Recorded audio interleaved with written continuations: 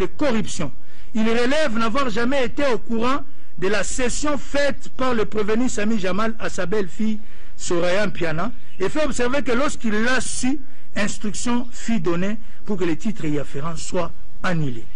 Aussi, souligne-t-il n'avoir jamais rencontré le prévenu Samy Jamal, ni à son lieu de travail, ni à son domicile, pour parler des marchés dont il a été attributaire. Il conclut à l'absence d'éléments constitutifs de cette infraction, tout en soutenant que les marchés attribués à Jamal l'ont été de manière régulière et que donc il ne peut être retenu sous les liens de la susdite incrimination. Le prévenu Louis Mando Lejano, quant à lui,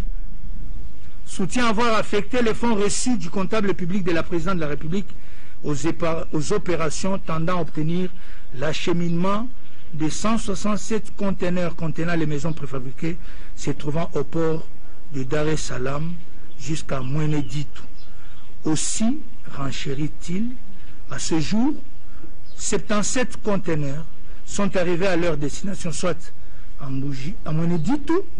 et 15 sont dans les installations de la SNCC à Lubumbashi, tandis que 75 sont encore à Dar es Salaam en attendant le deuxième décaissement des fonds.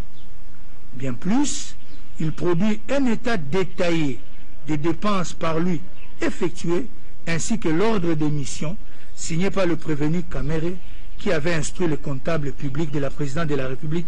de lui remettre les fonds en question, soit 1 154 800 $ américains. Partant, infère-t-il à ce qu'il plaise au tribunal des séants de l'acquitter. Position du tribunal. A. Du détournement des deniers publics portant sur la somme de 48 831 148 $ américains à charge de Samy Jamal et Kamere Lokaningini Vital. En droit, l'article 145 du Code pénal, livre 2, dispose que tout fonctionnaire ou officier public, toute personne chargée d'un service public ou parastatal, toute personne représentant les intérêts de l'État ou d'une société étatique au sein d'une société privée, parastatale ou d'économie mixte en qualité d'administrateur, de gérant, de commissaire aux comptes ou tout autre titre, tout mandataire ou préposé des personnes énumérées ci-dessus, qui aura détourné des deniers publics ou privés, des effets en tenant lieu, des pièces, titres, actes, effets mobiliers qui étaient entre ses mains, soit en vertu, soit en raison de sa charge, sera puni de 1 à 20 ans de travaux forcés. Il en découle que les éléments ci-après doivent être réunis pour que l'infraction de détournement des deniers publics soit établie. La qualité de l'agent, l'objet de l'infraction, la victime, l'acte incriminé et l'intention criminelle. Relativement à la qualité de l'agent, la doctrine enseigne qu'il doit s'agir d'un fonctionnaire ou agent public ou d'une personne chargée d'un service public. Mineur, commentaire du Code pénal, page 320. Bien plus,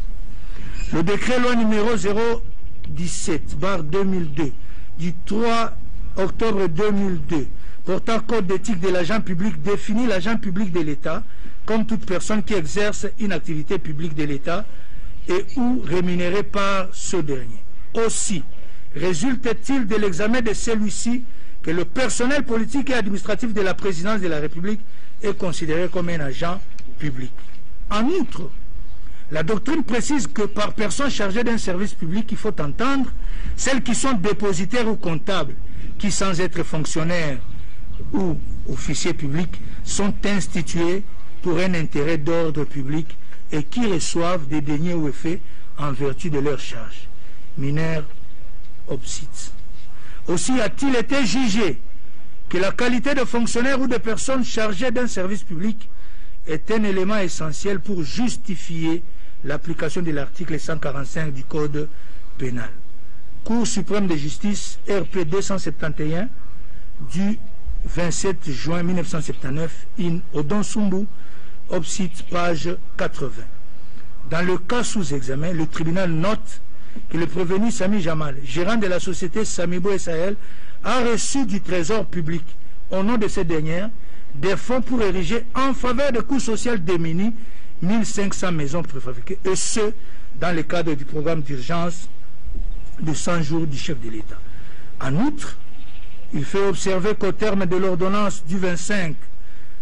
janvier 2019, le prévenu Kamere Lokaningini Vital a été nommé directeur de cabinet du président de la République. Il en résulte que les deux prévenus prénommés sont respectivement investis de la qualité de personnes chargées d'un service public et d'agents publics. Par ailleurs, pour que l'infraction de détournement des deniers publics soit établie, il faut qu'il s'agisse de certains biens, c'est-à-dire d'une nature donnée, et que les dits biens aient été confiés à la personne qui les a détournés. Ainsi, il ressort de l'examen de la disposition légale y afférente qu'il est question de deniers qui ont été remis ou confiés à l'agent public ou assimilé qui les a détournés, et que cette remise est utilisée à raison des fonctions officielles ou de l'emploi dont il était investi. Cependant, la jurisprudence précise qu'il n'est pas nécessaire que les sommes détournées soient entre les mains du détourneur, mais il suffit qu'en vertu de sa charge, il exerce un certain pouvoir sur les dites sommes. Cour suprême de justice, RPA 89, du 20 janvier 1984, dans le bulletin des arrêts de 1980 à 1984, Kinshasa 2001, page 436 et suivant. Le tribunal fait observer que dans les cas sous examen, sur instruction du prévenu Kamere, directeur de cabinet du chef de l'État et superviseur du programme d'urgence des 100 jours du président de la République, le ministre des Finances a ordonné le paiement de 57 millions plutôt, 500 000 dollars américains au prévenu Sami Jamal. En effet, outre ses propres affirmations, les témoins Henri Yav Moulang et Deogracias Mutombo, respectivement ministre des Finances et gouverneur de la Banque centrale du Congo au moment des faits, ont confirmé les instructions du prévenu Kamere tendant à payer en procédure d'urgence le prévenu Sami Jamal, d'autant plus qu'en vertu du communiqué qu'il avait signé en date du 25 janvier 2019,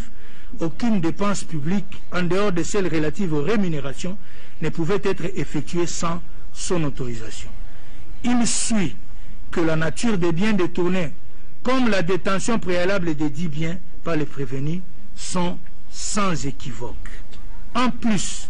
la doctrine enseigne que la loi exige que la victime du détournement soit l'État ou ses démembrements. Dans certains cas, il peut s'agir d'une personne morale semi-publique. Boni Chizungu, les infractions de A à Z, édition Laurent Nyangezi, page 309. Le tribunal fait remarquer que, dans le cas d'espèce, c'est l'État qui se plaint d'être victime du détournement, étant entendu que les fonds détournés par les prévenus sont sortis du trésor public, d'où la constitution de la République démocratique du Congo comme partie civile. Il en découle que cet élément exigé par la loi pour que l'infraction sous examen soit établie ne fait l'ombre d'un moindre doute dans les cas d'espèce. Relativement à l'acte incriminé, la doctrine enseigne qu'il s'agit du détournement qui est l'élément matériel qui caractérise cette infraction. Aussi, entend-on par détournement l'usage ou la disposition d'objets ou de deniers qui sont dans les mains ou au pouvoir de l'auteur à une fin qui ne leur était pas destinée. Il y a détournement dès que l'objet a été distrait de sa destination et est sorti de la droite voie. Boni Chizungu, Obsite, page 310 à 311. Ainsi, dans le cas d'espèce, le tribunal fait remarquer qu'il ressort tant de pièces du dossier que des dépositions des témoins Henri Yavoulang et de Grace Mutombo, précédemment identifiés, que le Trésor public a décaissé du 18 mars au 21 mai 2019 la somme de 57 500 000 dollars américains en faveur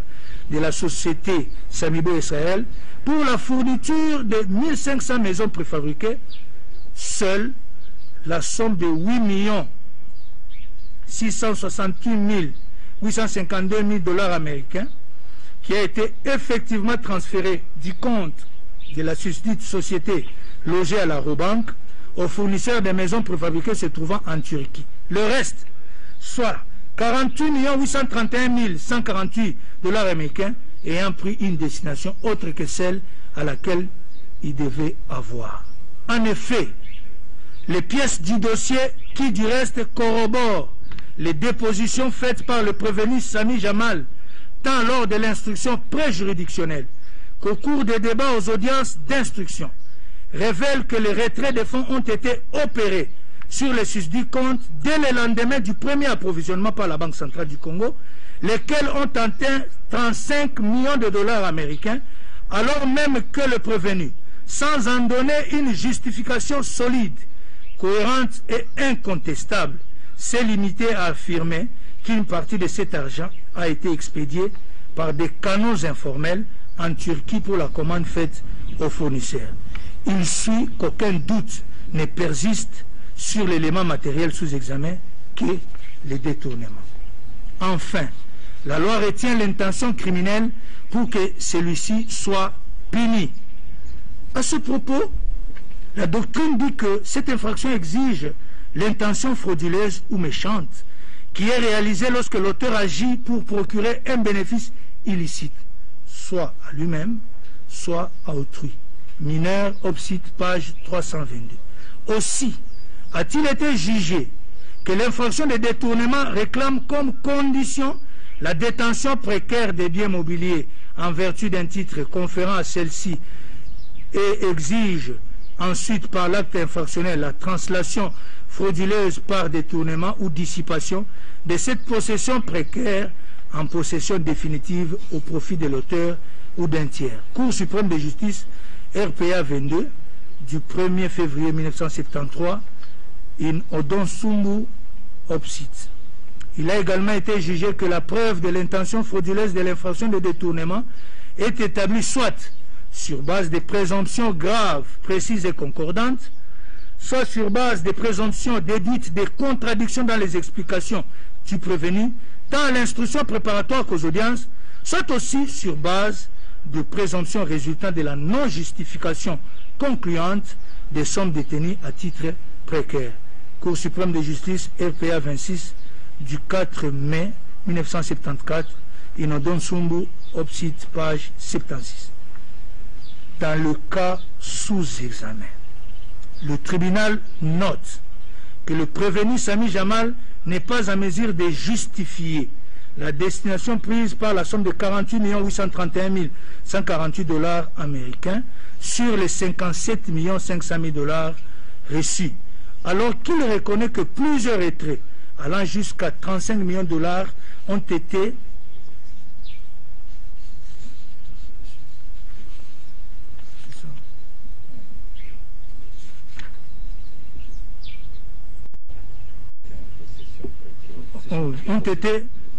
en possession précaire, définitive au profit de l'auteur ou d'un tiers.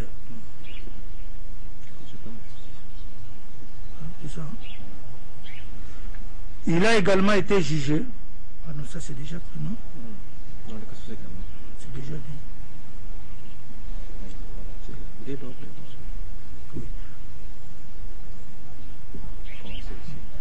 Oui, alors qu'il reconnaît, que plusieurs retraits allant jusqu'à 35 millions de $ ont été effectués soit par ses enfants, soit par son beau-fils, soit encore par d'autres personnes qui tous n'ont rien à voir avec la commande de 1500 maisons préfabriquées pour lesquelles le Trésor public a décaissé ses fonds. Dès lors, l'intention criminelle dans son chef ne fait l'ombre d'aucun doute. Mais il ne pouvait arriver à ces fins s'il n'avait pas reçu une aide indispensable du prévenu Kamere Lokaningini Vital, qui, en vertu de ses charges, directeur des cabinets du président de la République et unique superviseur du programme d'urgence des 100 jours du chef de l'État, est seul, en vertu du communiqué officiel du 25 janvier 2019, habilité à autoriser les dépenses publiques autres que celles relatives aux rémunérations, a littéralement et délibérément violé les prescrits légaux sur les marchés publics. En effet, alors que le contrat attribuant le marché de fourniture des maisons préfabriquées à la société Samibo, conclu en avril 2018 avec le ministère du Développement rural, pris en la personne du témoin Justin Bitakwira, responsable d'alors du dit ministère, est tombé caduc, son avenant n'ayant jamais été conclu, faute d'autorisation de la Direction générale de contrôle des marchés publics, le prévenu Kamere a ordonné, au mépris des règles impératives en la matière, le décaissement en procédure d'urgence et sur les réserves de change de la somme de 57 500 000 $ américains en faveur de la susdite société. À cet effet, le tribunal relève qu'au terme de la loi numéro 10/010 du 27 avril 2010 relative au marché public, aucun marché public ne peut être régulièrement conclu s'il n'obtient l'avis de non-objection de la Direction générale de contrôle des marchés publics. Bien plus, le prescrit de la dite loi proscrit le paiement intégral du prix avant que le prestataire s'exécute. Cependant,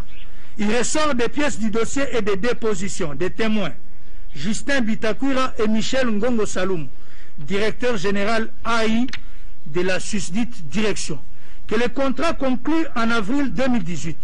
régulièrement du reste, car ayant obtenu toutes les autorisations requises, n'a jamais été reconduit, contrairement aux allégations du prévenu Kamere, qui s'y accroche pour légitimer ses actes. Ainsi, son intention frauduleuse découle également de sa volonté de gérer ce dossier en toute opacité. En effet,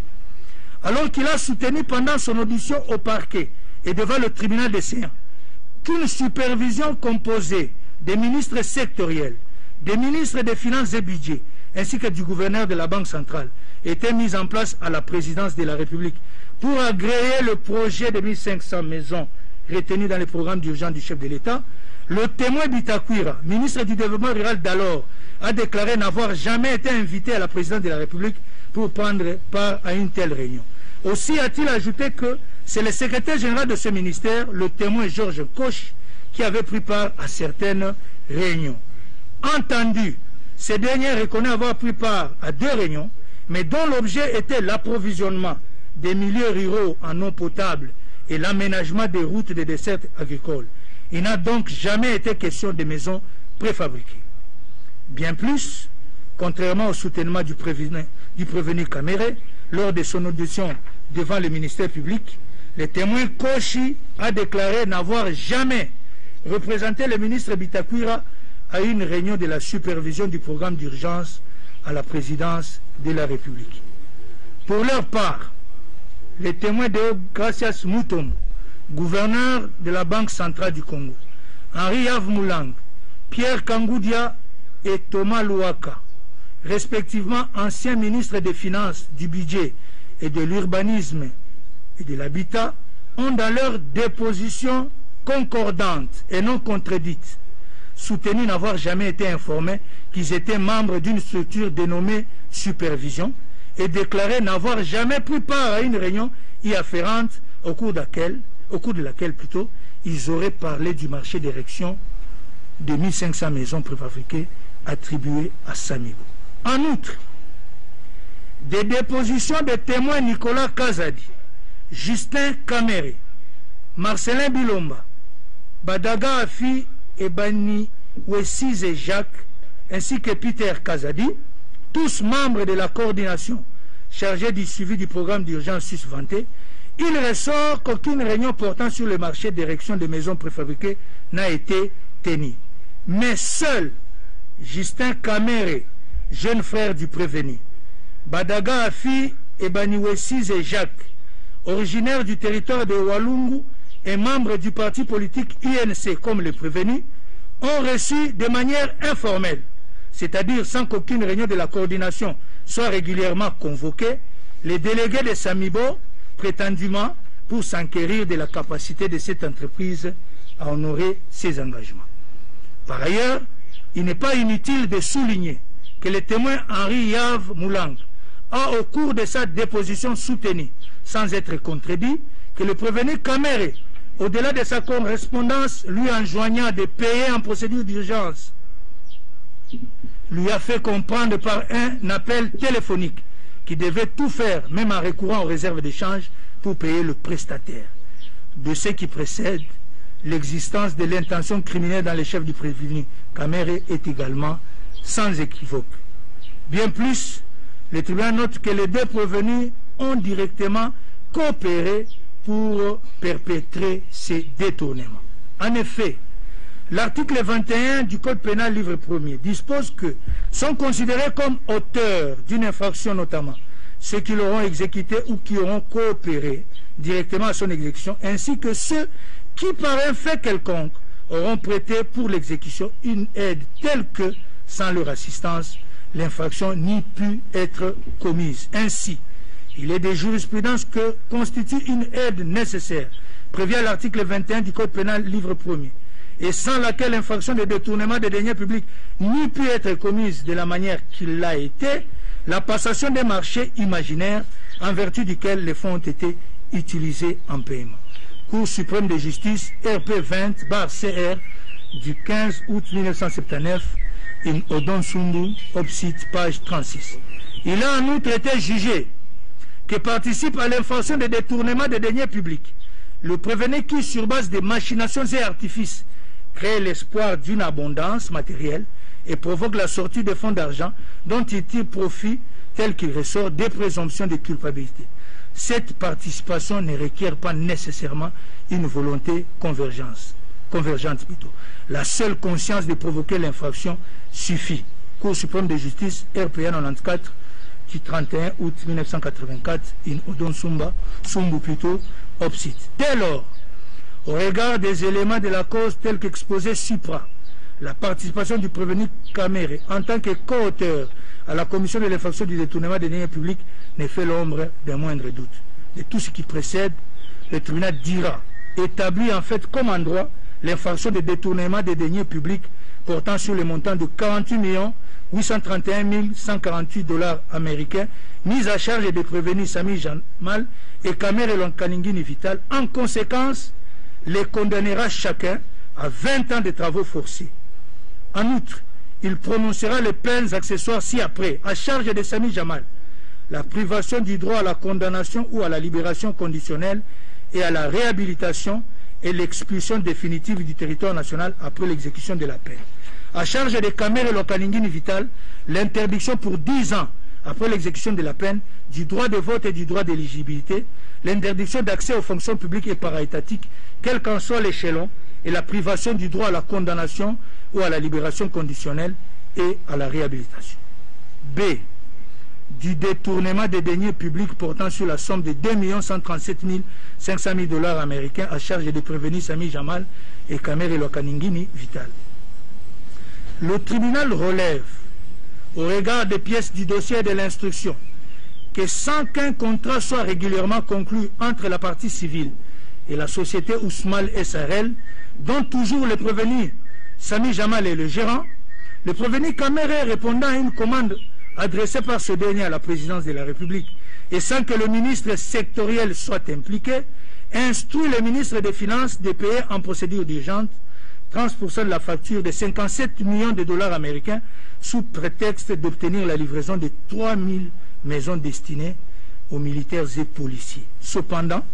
au vu des difficultés de la trésorerie, le ministre des Finances ne put que donner injonction à la Banque centrale de décaisser la somme de 2 137 500 $ américains en faveur de la société Ousmal. Le tribunal note qu'il n'existe aucune preuve que ces fonds ont été utilisés pour passer la commande sus-indiquée. En plus, depuis lors, le prévenu Sami Jamal n'a livré les maisons promises, se limitant à affirmer sans administrer ni promettre d'administrer la moindre preuve irrélative que 31 conteneurs se trouvent à Matadi. Entendu au cours de l'audience publique du 4 juin 2020, les témoins Chiwewe Christian, général-major et commandant de la garde républicaine, a soutenu sans être contredit qu'au camp Tchachi se trouve érigé 211 maisons, faisant partie du lot de 300 maisons qui devraient être livrées dans le cadre du marché Samibo, et que la demande exprimée par les militaires d'avoir 700 autres maisons dans le cadre du marché Ousmal n'a jamais été satisfaite. Par ailleurs, le témoin Michel Ngongo Saloumou, qui reconnaît avoir autorisé la passation de ce marché de gré à gré, mais soutient n'avoir jamais, comme l'indique sa correspondance, versé au dossier, donné un avis de non-objection, pouvant ainsi rendre le dit marché régulier. Ainsi donc, comme dans le cas du marché Samibo, le prévenu Kamere est resté insensible au respect des règles impératives de passation des marchés publics et a autorisé le paiement en urgence de la facture de Ousmane. Au vu des dispositions légales et jurisprudentielles sus-évoquées, tous les éléments constitutifs de l'infraction de détournement des deniers publics sont établis en fait et en droit à charge des prévenus Sami Jamal et Kamere Lokaningini Vital. En conséquence, le tribunal les condamnera chacun à 10 ans de travaux forcés ainsi qu'aux peines accessoires ci-après. À charge de Sami Jamal, la privation du droit à la condamnation ou à la libération conditionnelle et à la réhabilitation ainsi que l'expulsion définitive du territoire national après l'exécution de la peine. À charge de Kamere Lokaningini Vital, l'interdiction pour 5 ans après l'exécution de la peine du droit de vote et du droit d'éligibilité, l'interdiction d'accès aux fonctions publiques et paraétatiques, quel qu'en soit l'échelon, et la privation du droit à la condamnation ou à la libération conditionnelle et à la réhabilitation. C. Du détournement des deniers publics portant sur la somme de 1 154 800 000 $ américains à charge de prévenus Kamere Lokaningini Vital et Moui Mando Lejano. De l'examen des pièces du dossier et de l'instruction de la cause, il ressort que sur l'instruction du prévenu Kamere, le témoin Ngunda Muzumbu José, comptable public à la présidence de la République, a remis en date du 21 août 2019 la somme de 1 154 800 $ américains au prévenu Moui Mando Lejano, chef de division chargé de l'import-export à la présidence de la République, ce pour procéder au dédouanement des conteneurs contenant des maisons préfabriquées. Cependant, le tribunal note que d'une part, le contrat de fourniture des susdites maisons n'ayant jamais été régulièrement conclu, l'avenant au contrat d'avril 2018 n'ayant jamais reçu l'avis de non-objection, comme l'a indiqué le témoin Michel Ngongo Saloumou, directeur général AI de la Direction générale de contrôle des marchés publics, et d'autre part, en lisant le susdit contrat en vertu duquel le prévenu Kamere prétend avoir donné ses injonctions, il est stipulé à son article 6 que les frais afférents à la parfaite exécution du marché sont à charge du prestataire. Bien plus, il fait observer qu'une exonération douanière en vertu d'une décision du ministre des Finances prise à la requête du même prévenu a été accordée à Samibo. Ainsi, il résulte de ce qui précède que c'est sans soubassement juridique, légal ou contractuel, que ce dernier a ordonné le décaissement de ces fonds du trésor public. En plus, le tribunal relève que le prévenu Moui Mandole Janon a reconnu avoir effectué des dépenses n'ayant aucun lien avec le dédouanement. En effet, il affirme avoir payé son titre de voyage et fait face aux frais relatifs à sa restauration et son logement avec l'argent prétendument destiné au dédouanement des conteneurs, alors que paradoxalement, il était détenteur d'un ordre de mission signé par le prévenu Kamere. Le tribunal relève que le prévenu Moïma donne, sans le prouver, des détails sur les dépenses par lui effectuées. De tout ce qui précède, qui vient d'être dit, et au regard des éléments du droit, précédemment développés, le tribunal de séance constate que tous les éléments constitutifs de l'infraction de détournement des deniers publics sont réunis. Partant, il dira celle-ci établie en fait et en droit à charge de prévenir Kamere Lokaningini Vital et Moui Mando Lejano et les condamnera chacun à 2 ans de travaux forcés. Il prononcera à leur charge en plus les peines accessoires suivantes: l'interdiction pour 5 ans, après l'exécution de la peine, du droit de vote et du droit d'éligibilité, l'interdiction d'accès aux fonctions publiques et paraétatiques, quel qu'en soit l'échelon, et la privation du droit à la condamnation ou à la libération conditionnelle et à la réhabilitation. B. Du blanchiment des capitaux à charge du prévenu Sami Jamal. En droit, la loi numéro 04/016 du 19 juillet 2004 portant lutte contre le blanchiment des capitaux et le financement du terrorisme dispose en ses articles 6 et 38 alinéa 9.2 que tout transfert vers l'étranger ou en provenance de l'étranger des fonds, titres ou valeurs pour une valeur égale ou supérieure à 10 000 $ doit être effectué par un établissement de crédit ou par son intermédiaire. En outre, sont considérés comme blanchiment des capitaux les actes ci-dessous commis intentionnellement: la conversion, le transfert ou la manipulation des deniers dans le but de dissimuler ou de déguiser l'origine illicite des dits biens, ou d'aider toute personne qui est impliquée dans la commission de l'infraction à échapper aux conséquences juridiques de ces actes.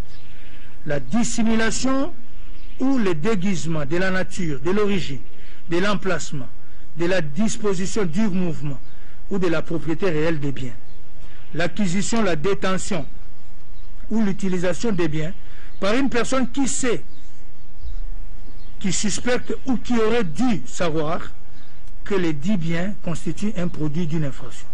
seront punis d'une amende dont le maximum est égal à 3 fois le montant de la somme blanchie. Ceux qui auront effectué ou accepté des règlements en espèces pour des sommes supérieures au montant autorisé par la présente loi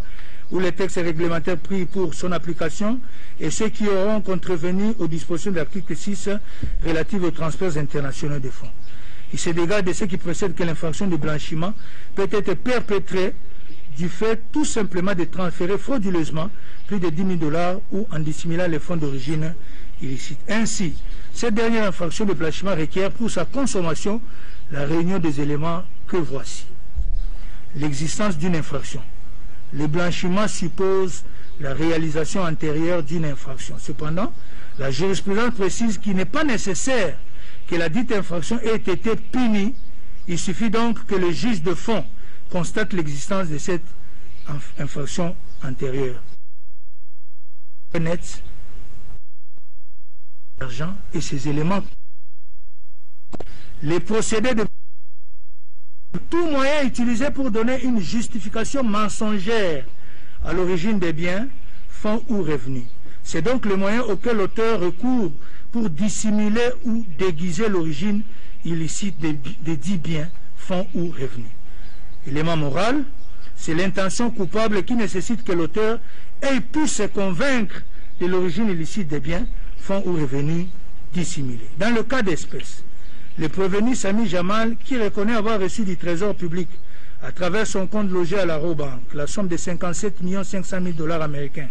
affirme avoir transféré au Liban plus ou moins 10 millions de dollars qui s'y trouvaient, ce sans avoir recours aux circuits bancaires officiels et légaux. Il en découle que par le simple fait d'avoir transféré à l'étranger plus de 10 000 $ sans observer la réglementation prescrite à cet effet par la Banque centrale, le tribunal retiendra le prévenu Sami Jamal sous les liens de la première prévention du blanchiment des capitaux. En conséquence, il le condamnera à une amende égale à 2 fois la somme blanchie, soit 20 millions de dollars américains. Par ailleurs, le tribunal fait observer que les fonds que le prévenu Sami Jamal a transférés par des voies non officielles au Liban ont été prélevés sur ceux détournés qui pourtant étaient destinés à payer les fournisseurs des maisons préfabriquées, attendus dans le cadre du programme d'urgence de 100 jours du chef de l'État. Il note en outre qu'en procédant comme il l'a fait, le prévenu connaissait bien l'origine illicite des 10 fonds qu'il voulait dissimuler. Il en découle que les éléments matériels et moraux de la seconde incrimination de blanchiment des capitaux sont réunis dans son chef. Partant, il la dira établi en fait et en droit et le condamnera à une servitude pénale principale de 10 ans et une amende égale à 2 fois la somme blanchie, soit 20 millions de dollars américains. De la corruption à charge du prévenu Sami Jamal.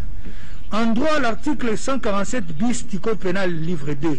tel que modifié et complété par l'article 2 de la loi numéro 05/006 du 29 mars 2005, dispose que sont constitutifs de corruption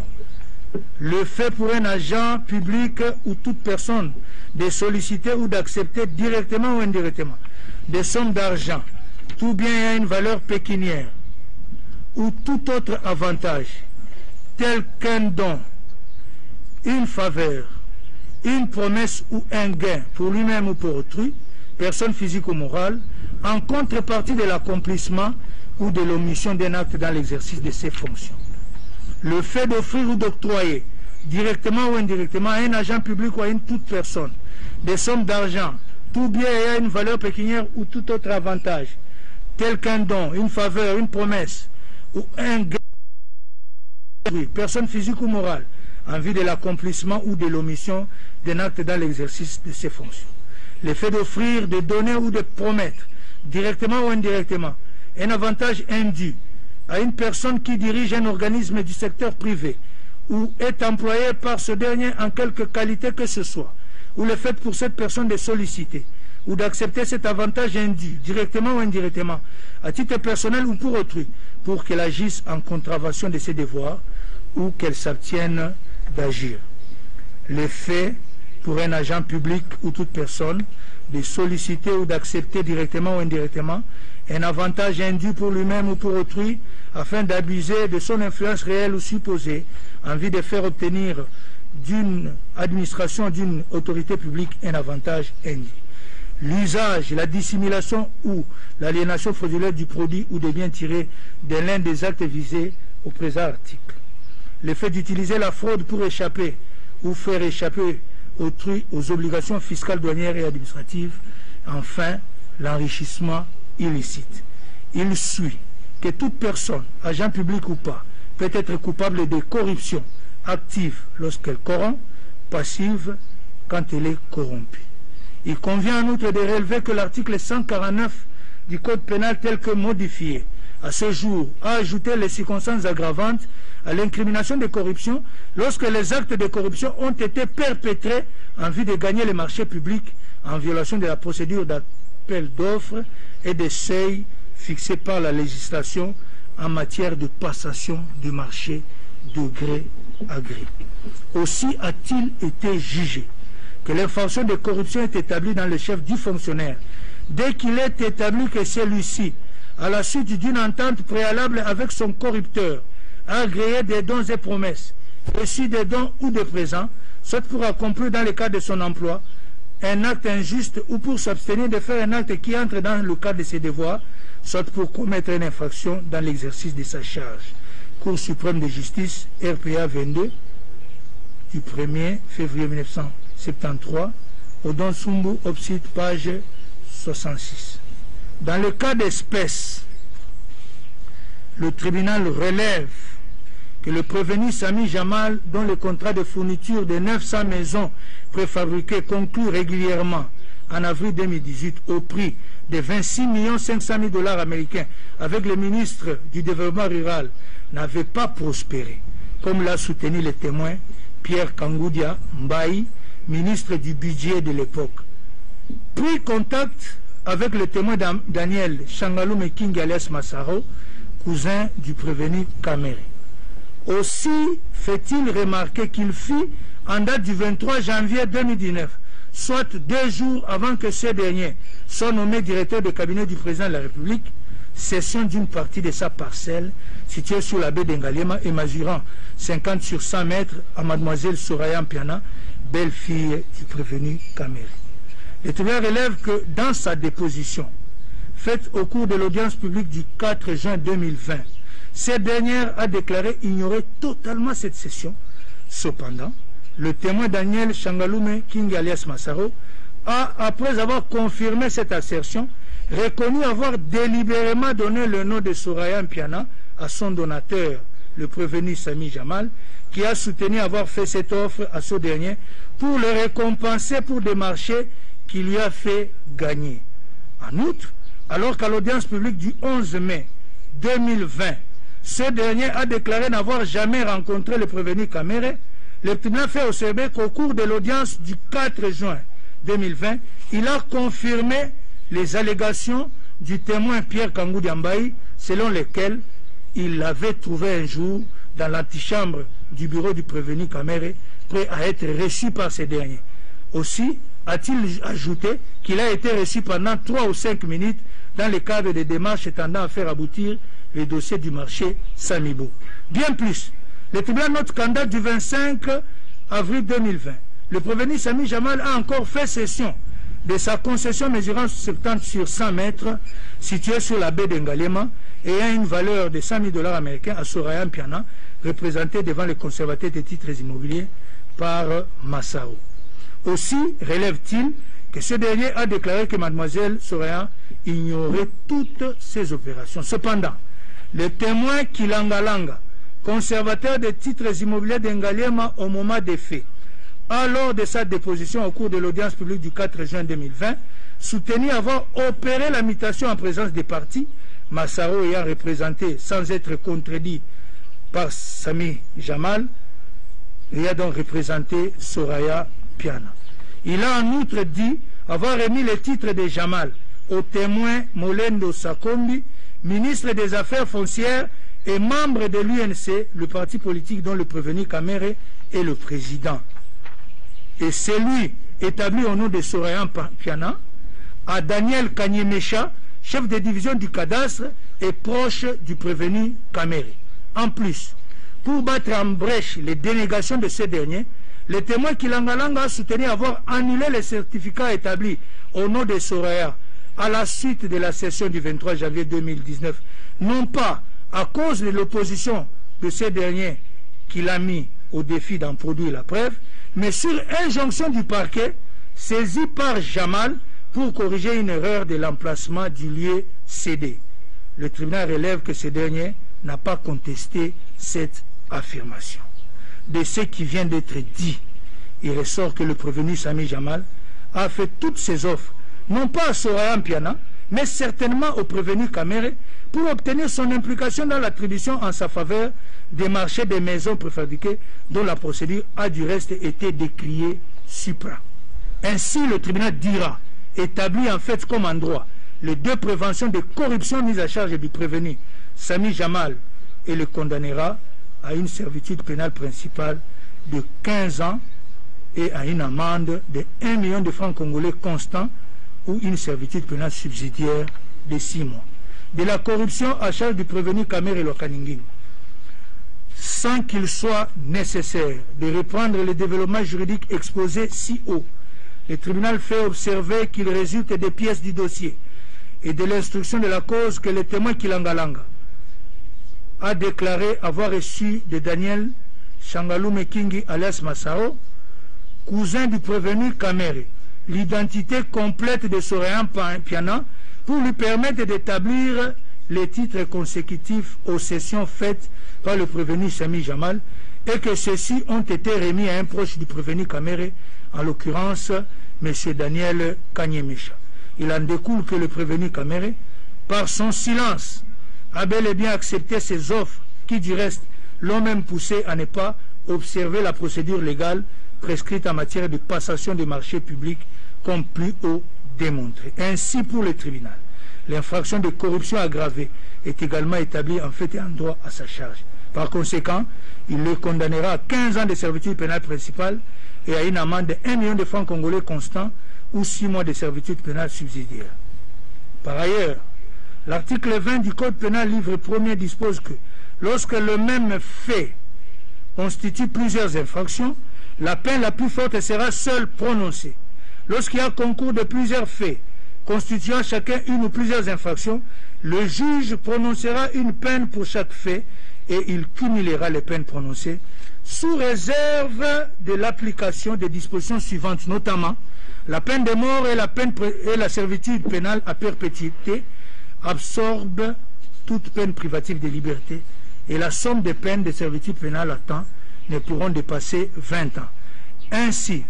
il est des jurisprudences qui sont en concours matériel les infractions qui ne sont pas liées par l'unité d'intention. Cour suprême de justice RP 23/CR du 26 janvier 1981, Odon Sumbu, Opsite, page 23. Aussi relève le tribunal, ne sont en concours idéal que les infractions de blanchiment de capitaux commises par le prévenu Sami Jamal, car liées par l'unité d'intention criminelle, tandis que toutes les autres infractions sont en concours matériel. Il en découle que pour celles qui sont en concours idéal, le tribunal fera application du principe de la plus haute expression pénale, alors que pour les autres, il cumulera les peines sans préjudice des restrictions légales sus évoquées. Par ailleurs, le tribunal note que du prescrit de l'article 14 du Code pénal livre 1er, il ressort que la confiscation spéciale s'applique aux choses qui ont été produites par l'infraction. À ce propos, la doctrine enseigne que les choses produites par l'infraction peuvent toujours être confisquées, quels que soient les propriétaires, et elle précise que d'une part, le prononcé de la confiscation est une obligation pour le juge qui ne peut se dispenser de l'infliger parce qu'il existerait des circonstances atténuantes, et d'autre part, la confiscation n'est pas subordonnée à l'existence de la saisie préalable. Les juges devant tout simplement vérifier si les conditions qui la prescrivent sont réunies. Mineur, Obsite, page 32 et 53. Dans le cas sous examen, le tribunal relève que les prévenus et leurs proches se sont illicitement enrichis en acquérant, concomitamment avec la commission des infractions, certains biens qui, indubitablement, au vu des professions et revenus normaux de leurs propriétaires, que ceux-ci peuvent leur procurer, sont les produits des dites infractions. Dès lors, comme l'a requis l'organe de la loi, il prononcera leur confiscation. En outre, l'article 85 du Code de procédure pénale dispose que l'arrestation immédiate peut être ordonnée s'il y a lieu de craindre que le condamné ne tente de se soustraire à l'exécution de la peine et que celle-ci soit de 3 mois de servitude pénale au moins. Dans le cas d'espèce, on risque de se soustraire par la fuite à l'exécution de cette peine. Ainsi, il ordonnera son arrestation immédiate. De tout ce qui précède, il recevra l'action civile, la dira fondée et allouera à la partie civile les dommages et intérêts qu'il fixera en toute équité à l'équivalent en francs congolais de 150 millions de dollars américains, estimant que le montant de 200 millions de dollars sollicités est exorbitant.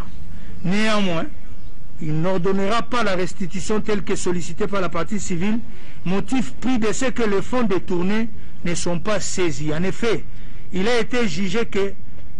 d'ordre public et entraîne cassation partielle avec renvoi les moyens pris de la violation de l'article 15 du Code pénal livre 1er, en ce que l'arrêt a ordonné la restitution des biens non saisis. Cour suprême de justice, RP 360/361 du 29 juillet 1980, in Odon Sombu, Obsite, page 50. S'agissant de l'action réconventionnelle introduite par le prévenu Sami Jamal, bien que recevable, elle sera déclarée non fondée en ce que les faits mis à sa charge sont établis. De tout ce qui vient d'être dit, le tribunal condamnera le prévenu au fait de la présente instance à raison du tiers pour chacun. Par ces motifs, le tribunal statuant publiquement et contradictoirement à l'égard de toutes les parties, vu la Constitution de la République, spécialement son article 162, vu la loi organique numéro 13/011B du 11 avril 2013 portant organisation, fonctionnement et compétences des juridictions de l'ordre judiciaire, vu le Code de procédure pénale, vu le Code pénal en ses articles 5, 14, 145 et 147 bis, vu la loi numéro 04/016 du 19 juillet 2004 portant lutte contre le blanchiment des capitaux et le financement du terrorisme en ses articles 1.1, 6, 37 et 38 alinéa 9.2, vu la loi numéro 10/010 du 27 avril 2010 relative au marché public, vu le décret loi numéro 017/2002 du 3 octobre 2002 portant code d'éthique de l'argent public, vu le décret numéro 10/22 du 2 juin 2010 portant manuel des procédures de la loi relative au marché public, vu l'arrêté d'organisation judiciaire numéro 299/79 du 20 août 1979 portant règlement intérieur des cours, tribunaux et parquets en son article 150, le ministère public entendu reçoit les déclinatoires de compétences soulevées par le prévenu Sami Jamal, mais le dit non fondé. En conséquence, le rejette et se déclare compétent. Reçoit mais dit non fondé la fin de non-recevoir tirée de l'obscurité du libellé soulevé par le même prévenu. En conséquence, la rejette. Dit irrecevable l'exception d'inconstitutionnalité soulevée par les prévenus Sami Jamal et Kamere Lokaningini Vital. En conséquence, dit qu'il n'y a pas lieu à surséance. Dit établi en fait et en droit l'infraction de détournement des deniers publics portant sur le montant de 48 831 148 $ américains à charge des prévenus Sami Jamal et Kamere Lokaningini Vital. En conséquence, les condamne chacun à 20 ans de travaux forcés et prononce en outre l'interdiction pour 10 ans après l'exécution de la peine du droit de vote et du droit d'éligibilité en ce qui concerne les prévenus Kamere Lokaningini Vital. L'interdiction d'accès aux fonctions publiques et para-étatiques, quel qu'en soit l'échelon à charge du même prévenu. La privation du droit à la condamnation ou à la libération conditionnelle et à la réhabilitation à charge de tous les deux prévenus. L'expulsion exclue définitive du territoire de la République après l'exécution de la peine à charge du prévenu Sami Jamal. Dit établi en fait et en droit l'infraction de détournement des deniers publics portant sur le montant de 2 137 500 $ américains à charge des prévenus Sami Jamal et Kamere Lokaningini Vital. En conséquence, les condamne chacun à 10 ans de travaux forcés et prononce en outre l'interdiction pour 5 ans après l'exécution de la peine du droit de vote et du droit d'éligibilité en ce qui concerne les prévenus Kamere Lokaningini Vital, l'interdiction d'accès aux fonctions publiques et para-étatiques, quel qu'en soit l'échelon à charge du même prévenu, la privation du droit à la condamnation ou à la libération conditionnelle et à la réhabilitation à charge de tous les deux prévenus, l'expulsion définitive du territoire national après l'exécution de la peine contre le prévenu Sami Jamal. Dit établi en fait comme en droit à charge des prévenus Kamere Lokaningini Vital et Moui Mandole Janon l'infraction de détournement des deniers publics portant sur la somme de 1 154 800 $ américains. En conséquence, les condamne chacun à 2 ans de travaux forcés et prononce en outre contre tous deux l'interdiction pour 5 ans après l'exécution de la peine du droit de vote et du droit d'éligibilité, l'interdiction d'accès aux fonctions publiques et para-étatiques, quel qu'en soit l'échelon, la privation du droit à la condamnation, à la libération conditionnelle et à la réhabilitation. Dit établi en fait et en droit les deux préventions de blanchiment des capitaux mises à charge du prévenu Sami Jamal et le condamne pour la première à une amende de 20 millions de $ américains et pour la seconde à 10 ans de servitude pénale principale et une amende de 20 millions de $ américains. Dit établi en fait et en droit l'infraction de corruption mise à charge du prévenu Sami Jamal et le condamne en conséquence à une servitude pénale principale de 15 ans et une amende de 1 million de francs congolais constant ou une servitude pénale subsidiaire de 6 mois. Dit également établi en fait comme en droit la prévention de corruption à charge du prévenu Kamere Lokaningini Vital et le condamne à une servitude pénale principale de 15 ans et une amende de 1 million de francs congolais constant ou une servitude pénale subsidiaire de 6 mois. Dit que les deux infractions de blanchiment de capitaux commises par le prévenu Sami Jamal le sont en concours idéal. Par conséquent, prononce l'unique peine la plus forte, soit 10 ans de servitude pénale principale et une amende de 20 millions de $ américains. Dit en revanche que les autres infractions commises par les prévenus Sami Jamal et Kamere Lokaningini Vital le sont en concours matériel, partant, cumule les peines et prononce à leur encontre la peine de 20 ans de travaux forcés chacun, ainsi que les peines accessoires ci-après. L'interdiction pour 10 ans après l'exécution de la peine du droit de vote et du droit d'éligibilité en ce qui concerne le prévenu Kamere Lokaningini Vital, l'interdiction d'accès aux fonctions publiques et para-étatiques, quel qu'en soit l'échelon à charge du même prévenu, la privation du droit à la condamnation ou à la libération conditionnelle et à la réhabilitation à charge de tous les deux, l'expulsion définitive du territoire de la République après l'exécution de la peine à charge du prévenu Sami Jamal. Ordonne la confiscation des fonds contenus dans les comptes de nommés Amida Chatir, Soraya Mpiana et Shangaloum Kingi Daniel alias Massaro, ainsi que des propriétés immobilières acquises avec les fonds détournés et qui sont couvertes par les titres ci-après établis au nom des personnes suivantes. Le contrat de location numéro 1348/2019 AD 44 988 commune de Ngaliema, au nom de Changalume Daniel. Le certificat d'enregistrement AKN 11 folio 46 AD 193, commune de Kasavubu, au nom de Mpiana Daïda. Le certificat d'enregistrement AGL 547 folio 171 AD 5082, commune de la Gombe, au nom de Changalume Daniel. Le certificat d'enregistrement A bar ML 01 folio 179 AD, commune de Maluku, au nom de Mayutu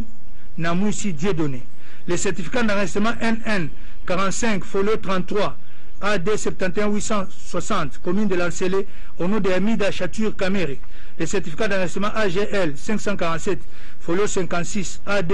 5807, commune de Lingwala, au nom de Changalume Kingi Daniel. Et le contrat de cession entre Jamal Samif et Soraya Mpiana, AD 44 196, commune de Ngaliema. Ordonne l'arrestation immédiate du prévenu Mouimandole Jano. Reçoit et dit fonder l'action civile. En conséquence, condamne le prévenu in solidum à payer à la partie civile la somme de l'équivalent en francs congolais de 150 millions de dollars américains à titre de dommages et intérêts. Reçoit mais dit fonder la demande réconventionnelle du prévenu Sami. Reçoit mais dit non fondée la demande réconventionnelle du prévenu Sami Jamal. Condamne chacun des prévenus à payer un tiers des frais d'instance payables dans les délais légaux. À défaut, ils subiront une contrainte par corps de 30 jours. Ainsi jugé et prononcé par le tribunal de grande instance de Kinshasa-Gombe, ICA en matière répressive au premier degré, à son audience publique du 20 juin 2020, à laquelle ont siégé les magistrats Bakenge Vita, président de chambre, Kasunda Ngeleka et Mukaya Kaembe, juge, avec le concours de Lumbu Kachewa, officier du ministère public, et l'assistance de Nyamakila, greffier du siège.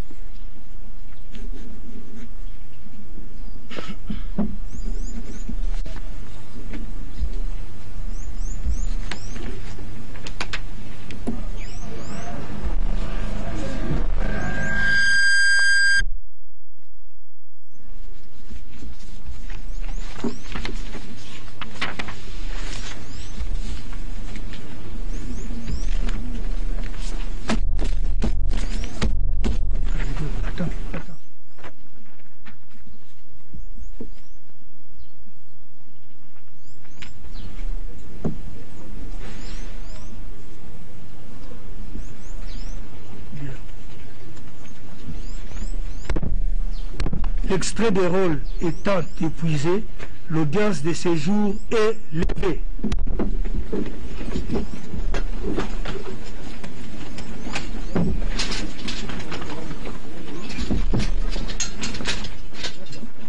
Pour le prévenu Jamal, interdiction au droit de vote et à l'accession aux fonctions publiques 10 ans après avoir exécuté